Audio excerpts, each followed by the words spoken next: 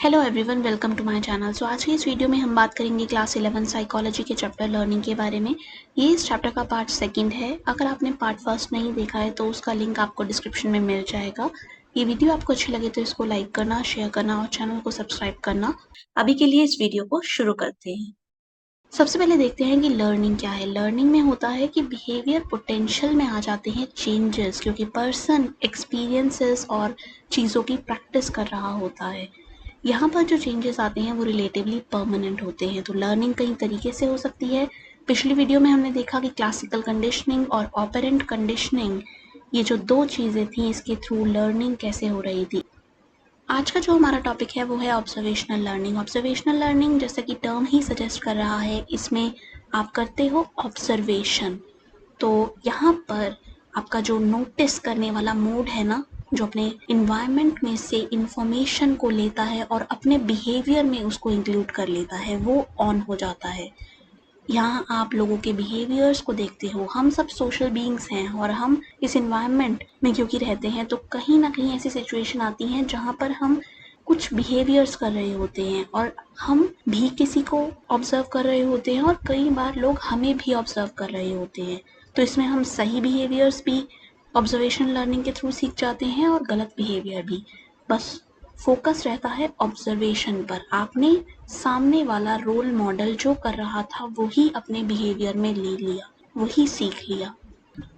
आज की इस डिजिटल एज में जब मीडिया जो है हमारे आसपास है, हमारे फिंगर टिप्स पर है, आप इंस्टाग्राम, यूट्यूब, ये सारी चीज़ें देखते हो, इसमें लोगों को काफ़ी एक्टिवली इंगेज होते देखते हो with the world and with you as a viewer. तो यहाँ पर उनके बिहेवियर्स को कॉपी कर पाना कहलाएगा ऑब्जर्वेशनल लर्निंग। अर्लियर इसको हम बोलते थे इमिटेशन, लेकिन now it is called as observational learning. Digital consumption screen के थ्रू हो रहा है, राइट। लेकिन अब 24 घंटे तो स्क्रीन पर नहीं लगे होते ना, आप रियल सेटिंग में भी जाते हो, जैसे कि रेस्टोरेंट या फिर होटल, और वहाँ पर लोग कैसे बिहेव करते हैं वो भी आप ऑब्जर्वेशन लर्निंग के थ्रू सीख सकते हो। यहाँ पर कॉन्सिक्वेंसेस भी मैटर करते हैं। फॉर एग्जांपल, अगर कोई पर्टिकुलर बिहेवियर है जो आप देख रहे हो होता हुआ और आप देखते हो कि वो वाला बिहेवियर जो है रिवॉर्ड नहीं किया जा रहा, पनिश किया जा रहा है, तो यानी आपके दिमाग में ये वाला इंफॉर्मेशन एंटर करता है कि ये पर्टिकुलर बिहेवियर जो मैंने देखा है ये पनिशमेंट के लायक है, तो ऐसे में ये एक्सेप्टेबल नहीं है, तो मैं ऐसा ना करूं। तो कॉन्सिक्वेंस बेस्ड भी ऑब्जर्वेशनल लर्निंग हो सकती है। और आप कई बार वो वाली चीज़ें भी सीख लेते हो जिसके कॉन्सिक्वेंसेस अच्छे नहीं होते। तो ऐसे में माइंडफुल कंजम्पशन होना चाहिए जो भी आप सीखना चाहते हो, जो भी आप सीख रहे हो उसका। नई जॉब में जाते हो, वहाँ पर चीज़ों को होते हुए देखते हो, कॉपी करते हो। ऑब्जर्वेशनल लर्निंग में एक और चीज़ आपको देखने को मिलती है जो कि है एक कॉमन एग्जाम्पल, जिसमें आप देखते हो कि एग्रेशन लोग कैसे सीख लेते हैं दूसरों को देखकर। इसी आइडिया को इन्वेस्टिगेट करने के लिए एल्बर्ट बेंड्यूरा ने एक एक्सपेरिमेंट किया जिसे हम कहते हैं बॉबोडॉल एक्सपेरिमेंट। ये वाली थ्योरी जो है ना ऑब्जर्वेशनल लर्निंग की, ये एल्बर्ट बेंड्यूरा की ही है। इसे सोशल लर्निंग थ्योरी भी कहते हैं।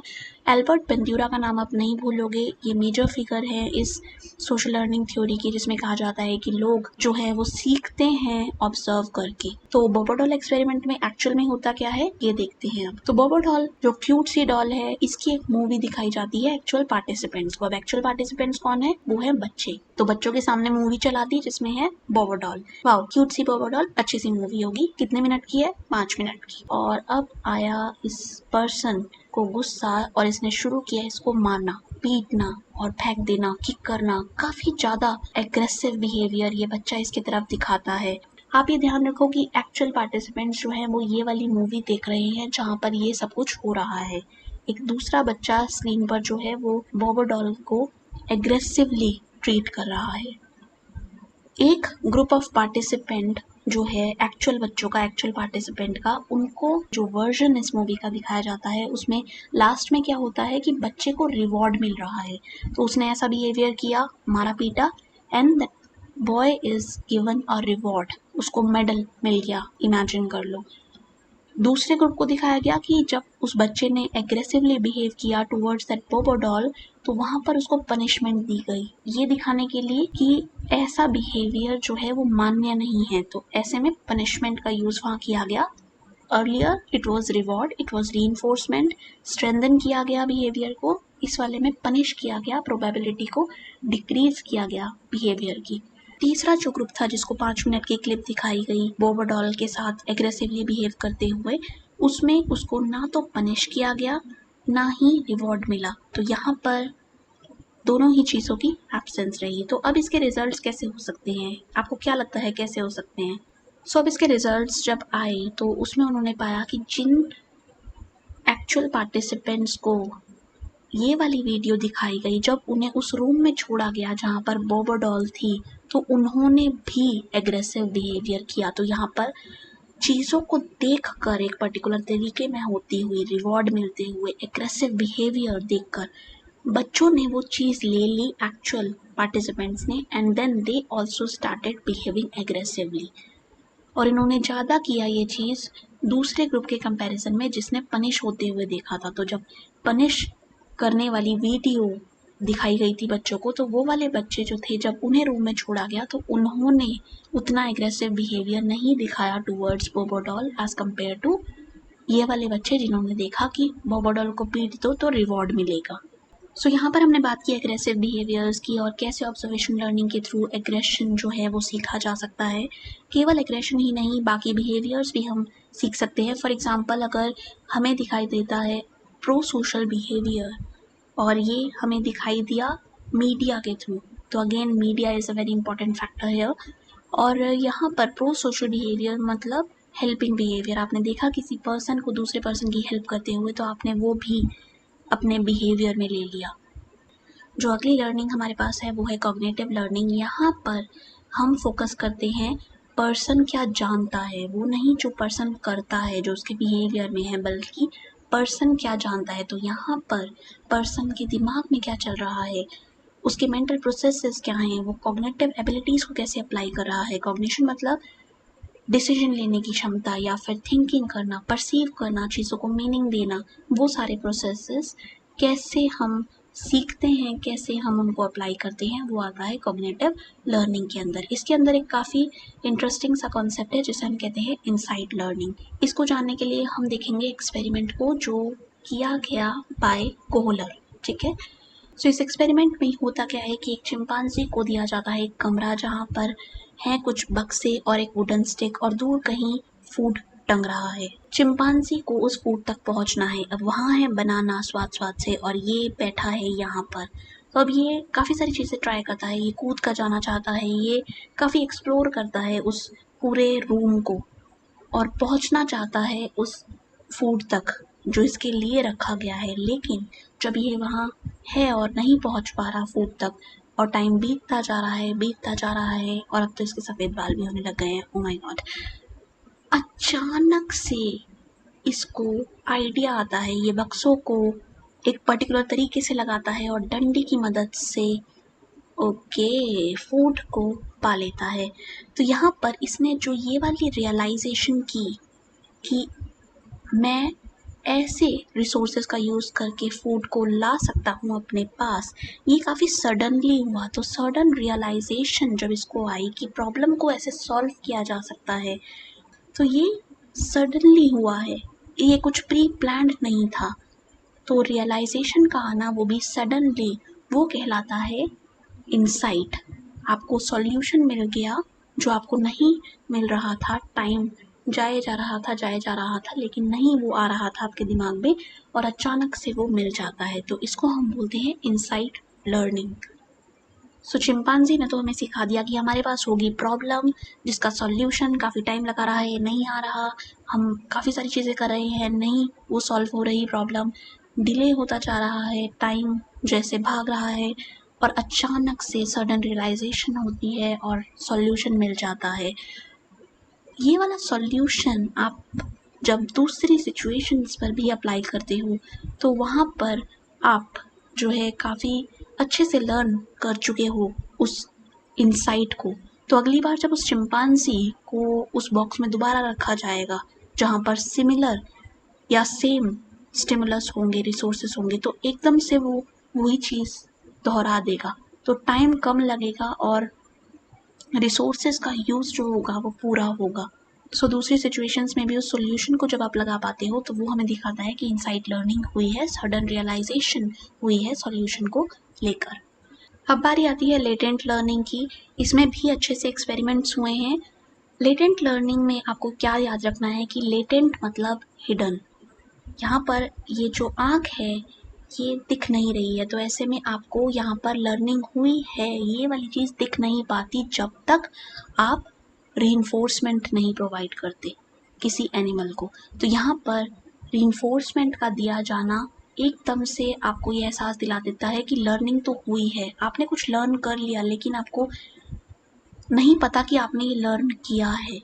आपको ये तब तक नहीं पता जब तक आपको रीइंफोर्समेंट नहीं दिया जा रहा। जैसे ही आपको रीइंफोर्समेंट दिया जाएगा, आपके बिहेवियर के थ्रू ये सामने आ जाएगा कि आपने तो लर्निंग की हुई है, चाहे आपको नहीं वो दिख रही थी पहले अपने बिहेवियर में। सो लेटेंट लर्निंग को समझने के लिए हमारे पास जो एक्सपेरिमेंट आता है वो किया है टॉलमैन ने। इसमें मेज, फूड एंड रैट्स को आपको याद रखना है, इनका ही यूज़ किया गया। तो यहाँ पर मेज में चूहों को डाला गया, तो ये था पहला ग्रुप। इनको जब इस मेज में डाला तो इन्होंने जो है लास्ट में पाया फूड, तो ये था रीइंफोर्समेंट। तो जैसे अब ये इनको डाला जाता तो ये एकदम से खाने की तरफ बढ़ते, क्योंकि इन्हें पता था कि इन्हें लास्ट में रिवॉर्ड मिलेगा। तो ऐसे में इन्होंने अच्छा परफॉर्म किया एज कम्पेयर टू दूसरा ग्रुप। दूसरा ग्रुप जो था रैट्स का, इनके केस में वो जो रीइंफोर्समेंट था फूड वो एब्सेंट रहा। तो ऐसे में इनके केस में लर्निंग क्या हो रही थी, कितनी हो रही थी, कैसे हो रही थी, हो भी रही थी, नहीं हो रही थी, ये वाली चीज़ उतनी क्लियर नहीं हुई। ये तब क्लियर हुई जब इनको भी लास्ट में रिवॉर्ड दिया गया। तो टॉलमैन ने पाया कि इन वाले चूहों के ग्रुप्स ने भी उतना ही अच्छा परफॉर्म किया जितना पहले वालों ने, जिनको फूड पहले ही दिया गया। क्यों? क्योंकि इन्होंने भी लर्निंग की हुई थी, लेकिन वो सामने कब आई, जब फूड आया। यानी रीइंफोर्समेंट की एब्सेंस में वो लर्निंग नहीं दिख पा रही थी। जहाँ पर आपने रीइंफोर्समेंट इंट्रोड्यूस किया वो लर्निंग आपको दिख गई, तो ये भी भागकर एकदम से ना इस फूड की तरफ जाते और इसको कंज्यूम कर लेते। सो इन वाले चूहों के दिमाग में भी बन गई थी रिप्रेजेंटेशन, जिसे हम कह सकते हैं कॉग्निटिव मैप। इनके दिमाग को पता था कि कैसे जाना है उस मेज को पार करके खाने की तरफ। सो चूहों का ये सिखाना कि लेटेंट लर्निंग है एंड चिंपांजीज का ये कि इनसाइड लर्निंग है, कुछ जस्ट अमेजिंग इजंट इट। अब बात करते हैं इन लोगों की, ये भी हमें कुछ सिखा रहे हैं। तो ये क्या सिखा रहे हैं? ये सिखा रहे हैं कि इंडिविजुअल जो है वो एक लर्निंग करता है जिसमें वो अपने थॉट्स को एक्सप्रेस करता है बाय यूजिंग वर्ड्स। तो वर्ड्स का यूज़ करके जब पर्सन अपने थॉट्स को एक्सप्रेस करता है तो वहाँ पर हम बात करते हैं वर्बल कंटेंट की। तो जहाँ पर वर्ड्स की प्रोसेसिंग से लेकर उनके स्टोरेज और रिट्रीवल की बात होती है, तो वहाँ पर यूज़ किया जाता है ये टर्म जिसे हम कहते हैं वर्बल लर्निंग। तो यहाँ पर आप लर्न करते हो वर्बल कंटेंट को, आपको वर्ड्स दिए जाते हैं और आप उन वर्ड्स को समझते हुए या मेमोराइज करते हुए उनको अपने दिमाग में रखते हो, और जब आपको अपॉर्चुनिटी दी जाती है तो आप उनको प्रेजेंट करते हो, कम्युनिकेट करते हो। ठीक है, सो यहाँ पर ये वाली जो लर्निंग है it is strictly limited to human beings. Why? Because हम ही वर्ड्स का यूज़ कर सकते हैं, एनिमल्स नहीं। और यही चीज़ इस वाली लर्निंग को डिफरेंट बनाती है कंडीशनिंग से। कंडीशनिंग में हमने एसोसिएशन और कॉन्सिक्वेंसेस बेस्ड लर्निंग देखी। दोनों ही केसेस में हमने जो एक्सपेरिमेंट किए वो एनिमल्स पर किए, लेकिन वर्बल लर्निंग के केस में वो चीज़ें जो है वो इंसानों पर ही हो सकती हैं, जानवर उसके पार्टिसिपेंट नहीं हो सकती। सो जब हम वर्बल लर्निंग को स्टडी करना चाहते हैं तो हमारे पास 3 तरीके के मेथड्स आते हैं। पहला मेथड कहलाता है पेयर्ड एसोसिएट्स लर्निंग। तो यहाँ पर हम बात कर रहे हैं पेयर की और हम बात कर रहे हैं एसोसिएशन की। दोनों ही वर्ड जो है वो प्रेजेंट हैं कॉन्सेप्ट के नाम में। यहाँ पर क्या होता है, 2 चीज़ें हो रही हैं, एक तो पेयर बनाए जा रहे हैं और एसोसिएशन की जा रही है। तो पेयर किस चीज़ का? एक है स्टिमुलस, दूसरा है रिस्पॉन्स। स्टिमुलस इस केस में नॉनसेंस लेबल है, रिस्पॉन्स इस केस में मीनिंगफुल वर्ड है। ठीक है, आप इसको पेयर कर दोगे। जब आप ऐसा करते हो ये वाली पेयरिंग, तो ये कब हेल्प करती है? ये हेल्प करती है जब आपको कोई फॉरेन लैंग्वेज सीखनी है। फॉर एग्जांपल आपको मदर टंग में कुछ वर्ड्स पता हैं और फॉरेन लैंग्वेज जिसको आप अब स्टडी कर रहे हो उसमें जो वर्ड्स हैं कुछ वो आपकी मदर टंग के वर्ड्स का इक्विवेलेंट है। तो ऐसे में दोनों ही वर्ड्स को आप जो है वो पेयर कर दोगे और याद रख पाओगे नए वर्ड को भी। क्यों? क्योंकि जो आपको वर्ड पता था उसने उस चीज़ को सपोर्ट किया और ये एसोसिएशन इतना स्ट्रांग हो गया as you were practicing a lot कि आपको अगर ये चीज़ याद है तो ये याद आने में आपको ज़्यादा टाइम नहीं लगेगा। तो इस तरीके की एसोसिएशन यहाँ पर देखी जा सकती है, पेयर होता है। काफ़ी सिंपल सा प्रोसीजर आप अप्लाई करते हो जब आप पेयर्ड एसोसिएट्स लर्निंग करवा रहे होते हो। क्या करते हो, एक तरफ रखते हो स्टिमुलस, दूसरी तरफ रिस्पॉन्स, दोनों को पेयर करते हो। दोनों ही चीज़ें पार्टिसिपेंट को दिखाई जाती हैं। एक में होता है नॉनसेंस लेबल, दूसरे में इंग्लिश का कोई भी नाउन ले लो या कुछ ले लो। तो यहाँ पर जब आपने पार्टिसिपेंट को दिखाया तब आप चाहोगे ना कि वो पर्सन जो है वो रिमेंबर करे रिस्पॉन्स को जब उसको दिखाया जाए ये वाला स्टिमुलस। तो उसने ये वाली चीज़ याद की है या नहीं, ये जानने के लिए हम इससे एसोसिएटेड वर्ड उसे दिखाएंगे ताकि इसको याद करते हुए वो इसको याद कर ले। तो जैसे जैसे ये प्रेजेंट किए जाते हैं वैसे वैसे पर्सन जो है वो करेक्ट आंसर देने की कोशिश करता है। तो हर एक वर्ड के लिए जो है वो करेक्ट आंसर को रिकॉल करने का ट्राई करता है और ये लर्निंग तब तक चलती रहती है जब तक पर्सन सारे आंसर सही नहीं दे देता बिना किसी एरर के साथ। तो जितने भी नंबर ऑफ ट्रायल्स लिए गए पूरी लिस्ट को कंप्लीट करने में वो बन जाता है एक क्राइटेरिया जिसके थ्रू हम देख पाते हैं कि क्या पेयर्ड एसोसिएट्स लर्निंग अच्छे से हुई है या नहीं। सो यहाँ पर हमने एसोसिएशन का यूज़ किया था लर्निंग करवाने के लिए। अब बारी आती है सीरियल लर्निंग की। यहाँ पर हम जब पार्टिसिपेंट्स को लिस्ट देते हैं वर्ड्स की तो हम चाहते हैं कि वो एक पर्टिकुलर ऑर्डर में ही वो हमें बताएं, ऐसा ऑर्डर जो कि हमने उन्हें दिया है। तो अगर मैं पार्टिसिपेंट के सामने वर्ड्स रख रही हूँ 1 2 3 4 तो मैं चाहूँगी कि वो इसी ऑर्डर को मेंटेन रखे। तो सीरियल ऑर्डर का मेंटेन रहना यहाँ पर बेसिक रिक्वायरमेंट होती है।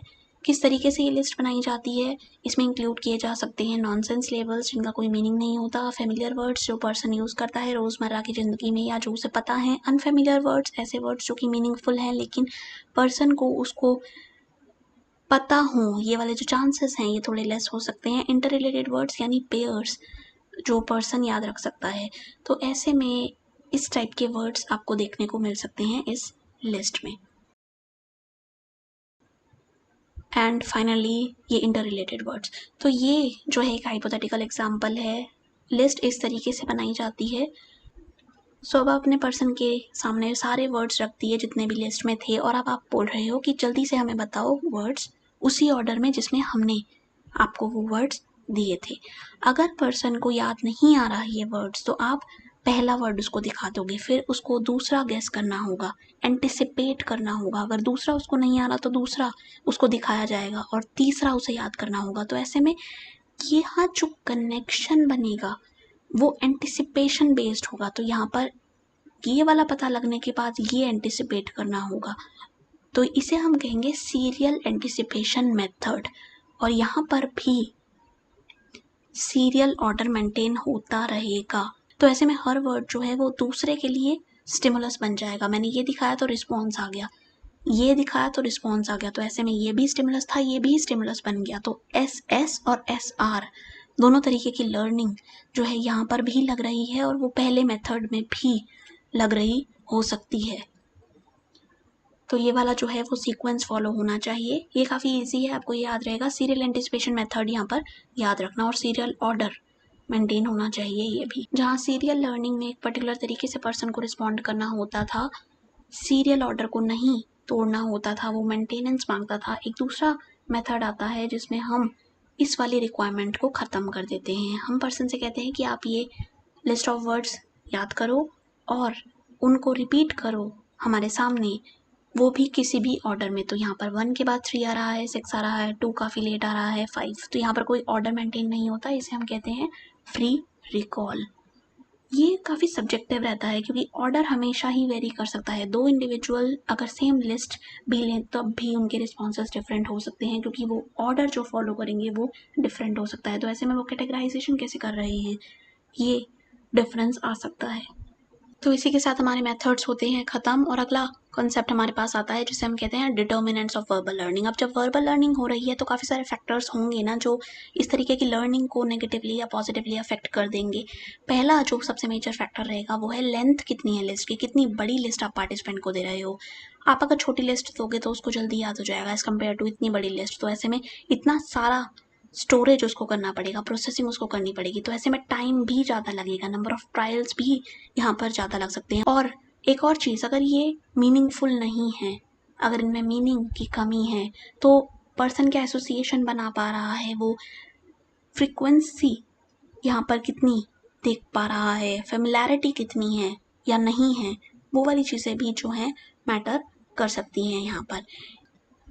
अब बारी आती है मीनिंगफुलनेस ऑफ इन्फॉर्मेशन की। अगर मीनिंगफुल इन्फॉर्मेशन मेरा दिमाग ले रहा है और मैं उन वर्ड्स को याद करने की कोशिश कर रही हूँ जिनके साथ मैं मीनिंग एसोसिएट कर सकती हूँ, तो ये मेरे ब्रेन के लिए एक अच्छी बात है एज़ कम्पेयर टू ऐसा केस जहाँ पर मुझे वर्ड्स दिए जा रहे हैं लेकिन मैं उसको एसोसिएट नहीं कर पा रही। तो ये सारा खेल एसोसिएशन का हो जाता है, जितनी अच्छी एसोसिएशन होगी उतनी अच्छी लर्निंग होगी, लेकिन अगर एसोसिएशन वैल्यू लो है तो वहाँ पर ट्रायल्स ज़्यादा लगेंगे और टाइम बढ़ता जाएगा। लेकिन इस चीज़ का फ़र्क ऐसे पड़ेगा कि अगर टाइम आप ज़्यादा ले रहे हो किसी चीज़ को पढ़ने के लिए तो रिपीटेशन ज़्यादा है, रिपीटेशन का डायरेक्ट रिलेशन होता है हमारी मेमोरी से। तो जितनी बार आप रिहर्स करते हो चीज़ों को और कैसे आप रिहर्स कर रहे हो उन चीज़ों को, वो डिटरमाइन करता है कि कोई चीज़ आपकी मेमोरी में कब तक रहेगी, कितनी अच्छे से रहेगी। तो जहाँ पर आप ज़्यादा टाइम लगा रहे हो लर्निंग करने में, वहाँ पर आपकी लर्निंग स्ट्रॉन्ग कही जाएगी। जहाँ आप कम टाइम लगा रहे हो वहाँ पर आप ऊपर से चीज़ों को देख रहे हो, आप बहुत ज़्यादा उसके साथ इन्वेस्टेड नहीं हो। एक प्रिंसिपल की बात हम यहाँ लास्ट में और करेंगे जिसको हम बोलते हैं टोटल टाइम प्रिंसिपल।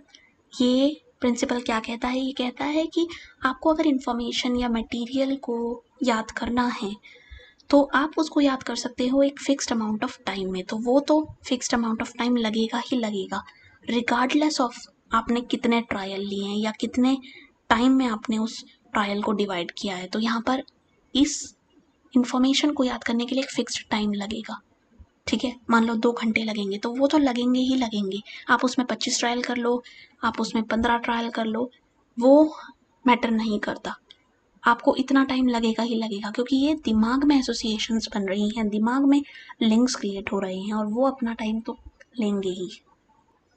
सपोज करो पर्सन को जब वर्ड्स की लिस्ट दी जा रही है तो पर्सन वर्ड्स को जब प्रोसेस कर रहा है तो कुछ चीज़ें या फीचर्स ऐसे हैं जो वो अपने आप उनमें देख रहा है। वो ये देख रहा है कि ओके, मुझे ये याद रखना है, यहाँ पर कोई राइमिंग तो नहीं हो रही, कैट बैट 2 तरीके के वर्ड्स आए थे, ओके मैंने ये याद कर ली है, राइमिंग है यहाँ पर।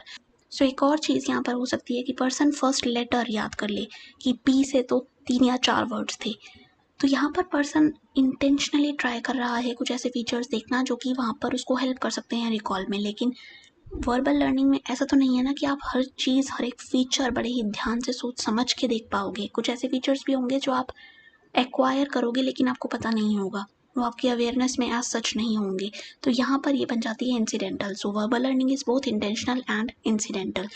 सो अगर आपको एक लिस्ट दी जाती है और आपसे एक्सपेक्ट किया जाता है कि आप इस चीज़ को दोबारा से प्रोड्यूस करो, अपने दिमाग की स्टोरेज में जाओ और इन चीज़ों को रिकॉल करो और बताओ बिना किसी स्पेसिफिक ऑर्डर के, तो आप ऐसा कर पाओगे।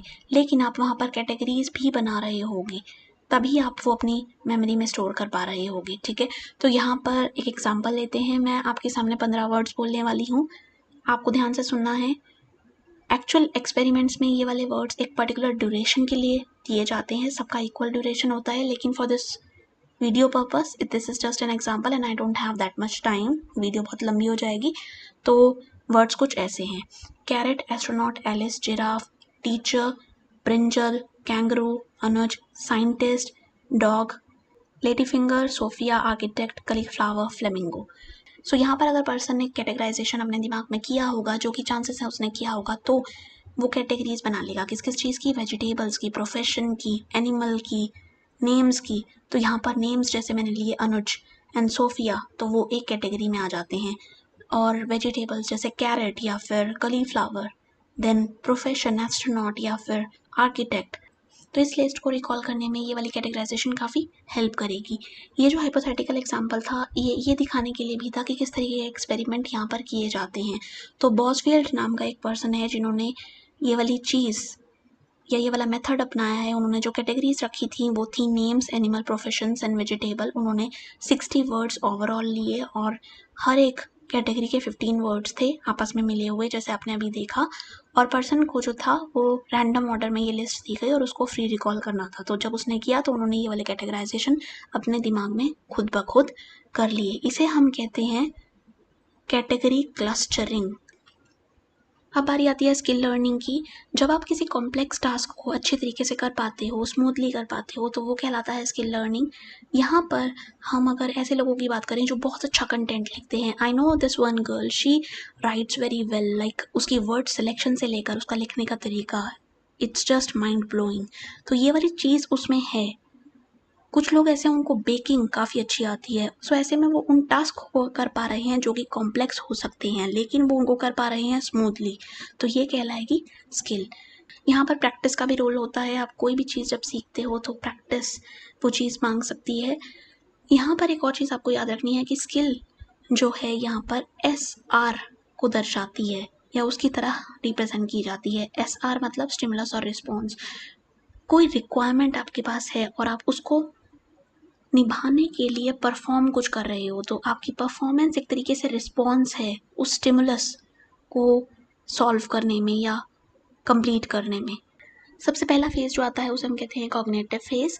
यहाँ पर आप मेंटल प्रोसेस ज़्यादा कर रहे हो, कॉग्निशन कर रहे हो, डिसीजन मेकिंग कर रहे हो। तो यहाँ पर आप मेमोराइज कर रहे हो कि ओके मेरे पास क्या क्या इंस्ट्रक्शंस हैं एक पर्टिकुलर चीज़ को करने के लिए। तो अगर मुझे साइकिल की ड्राइविंग सीखनी है या फिर मुझे स्कूटी चलाना सीखना है, तो दोनों ही केसेस में इंस्ट्रक्शंस डिफरेंट हो सकती हैं। बात करते हैं एसोसिएटिव लर्निंग की। तो यहाँ पर आप क्या करते हो, आप एसोसिएट कर सकते हो डिफरेंट सेंसरी इनपुट को उनके रिस्पॉन्सेस के साथ। तो जैसे जैसे यहाँ पर प्रैक्टिस बढ़ती जाएगी, आप गलतियाँ कम करोगे, आपकी परफॉर्मेंस अच्छी होती जाएगी। आपको गाड़ी चलाना या फिर राइटिंग करना वो और ज़्यादा आने लग जाएगा जैसे जैसे आपको टास्क दिए जाएंगे। और ऑटोनॉमस में तो ऐसा हो जाता है कि एरर बहुत ज़्यादा डिक्रीज हो जाते हैं। जितने भी आलतू फालतू की चीज़ें होती हैं ना जो आपकी स्किल को कमज़ोर बना रही हैं, वो आप डिसरिगार्ड कर देते हो। ठीक है, तो इस तरीके से हमारा अटेंशनल डिमांड रिड्यूस होता दिखता है और इंटरफेरेंस फालतू की चीज़ों की भी रिड्यूस होती दिखती है और ऑटोमेटिसिटी आ जाती है, तो एफर्ट उतना नहीं लग पाता। अब बात करते हैं लर्निंग डिसेबिलिटीज़ की। यहाँ पर एक डिसेबिलिटी की बात नहीं हो रही, वर्ड जो मेंशन है वो डिसेबिलिटीज़ है। तो यानी एक ग्रुप ऑफ डिसेबिलिटीज़ है जिसमें पर्सन डिफ़िकल्टी एक्सपीरियंस करता है। क्यों? क्योंकि उसका सेंट्रल नर्वस सिस्टम यानी ब्रेन और स्पाइनल कोड वहाँ पर फंक्शनिंग में थोड़ी सी प्रॉब्लम आ रही होती है। रीडिंग, राइटिंग, स्पीकिंग या मैथमेटिकल एबिलिटीज़ जो है वो यहाँ पर इन्फ्लुएंस हो सकता है।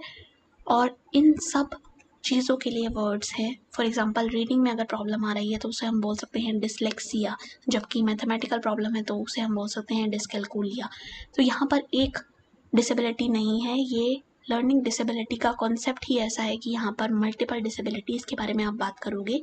सो लर्निंग डिसेबिलिटी जहाँ पर हम प्रॉब्लम्स देख रहे हैं स्पीकिंग में, लर्निंग में, मैथमेटिकल एबिलिटीज़ में, ये सारे डिसऑर्डर मिलकर बना रहे हैं एक ग्रुप जो है हेट्रोजिनस इन नेचर। ठीक है, तो यहाँ पर ये हो सकती हैं चिल्ड्रंस को। और जब ये हो रही हैं तो हम ये नहीं बोल रहे कि पर्सन की इंटेलिजेंस कम होगी उसकी वजह से ये हो सकता है, नहीं। उसमें कोई डिफेक्ट होगा उसकी वजह से हो सकता है, नहीं। ऐसा भी हो सकता है कि पर्सन जो कि ग्रसित है इस तरीके की डिसेबिलिटीज़ से, उसको कोई एज सच इंटेलिजेंस की प्रॉब्लम ना हो, उसकी एवरेज इंटेलिजेंस हो, उसको लर्निंग अपॉर्चुनिटीज़ दी जा रही हों, या फिर उसके अंदर कोई सच डिफेक्ट ना हो ऑडिटरी या फिर सेंसरी या फिर मोटर, लेकिन फिर भी ये डिसेबिलिटीज़ हमें देखने को मिल जाती हैं। सो अब देख लेते हैं कुछ सिम्टम्स जो कि हमें यहाँ पर देखने को मिलते हैं। तो हमने पढ़ लिया कि डिफ़िकल्टी होती है रीडिंग में, राइटिंग में, स्पीकिंग में। ठीक है, उनके अलावा उनको लिसनिंग में भी प्रॉब्लम्स यहाँ पर हो सकती हैं। अटेंशन का मेजर इशू रहता है, वो ईजिली डिस्ट्रैक्ट हो जाते हैं, पॉइंट पर सस्टेन नहीं कर पाते अटेंशन को। कभी कभार हाइपर एक्टिविटी भी देखने को मिलती है। हाइपर एक्टिविटी मतलब ऐसा लगता है कि पहिए लगे हुए हैं बच्चे के पैरों में, मतलब वो एक जगह टिकता नहीं है, वो भागता दौड़ता रहता है, वो कुछ ना कुछ करता रहता है, कॉन्स्टेंटली मूवमेंट उसकी रहती है। पुअर स्पेस ओरिएंटेशन हमें देखने को मिल सकती है। यहाँ पर वो अपनी सराउंडिंग्स के साथ तालमेल नहीं बिठा पाते, वो आसानी से खो सकते हैं, वो रूटीन एक पर्टिकुलर फॉलो नहीं कर पाते, कन्फ्यूजन्स यहाँ पर देखने को मिल सकती हैं। देन आता है मोटर कोऑर्डिनेशन में प्रॉब्लम्स। तो यहाँ पर पेंसिल को सही से नहीं पकड़ पा रहे अगर, और बैलेंस नहीं बना पा रहे, तो ये वाली चीज़ें आती हैं फाइन और मोटर मूवमेंट्स में प्रॉब्लम की वजह से। परसीव करने में डिफ़िकल्टी हो सकती है चीज़ों को जैसी वो हैं, वो बॉडी लैंग्वेज ना देख पाएँ, वो किसी की इंटेंशन को सही से परसीव नहीं कर पा रहे कि ये मेरी अच्छी इंटेंशन रख रहा है या बुरी, या फिर वो ऑडिटरी, विजुअल इन चीज़ों में जो है वो पीछे रह रहे हैं। क्यों? क्योंकि वो डिफरेंशिएट नहीं कर पा रहे एक स्टिमुलस को दूसरे स्टिमुलस से। इंस्ट्रक्शंस को नहीं फॉलो कर पाते और स्पोकन लैंग्वेज में भी प्रॉब्लम होती है। एक जो डिसेबिलिटी है जिसे हम कहते हैं डिसलेक्सिया, उसमें क्या होता है, उसमें पर्सन के दिमाग में काफ़ी सारी कन्फ्यूजन्स आ जाती हैं, बी और डी में क्या डिफरेंस है, या फिर पी और 9 में क्या डिफरेंस है, और वो वर्बल चीज़ों को नहीं ऑर्गेनाइज कर पाते। और इसी के साथ हमारा जो ये वाला कॉन्सेप्ट है वो होता है ख़त्म। Thank you so much. अगर आपको ये वीडियो अच्छी लगी हो तो इसको लाइक कर देना और चैनल को सब्सक्राइब करना बिल्कुल मत भूलना। मिलते हैं अगली वीडियो में। बाय।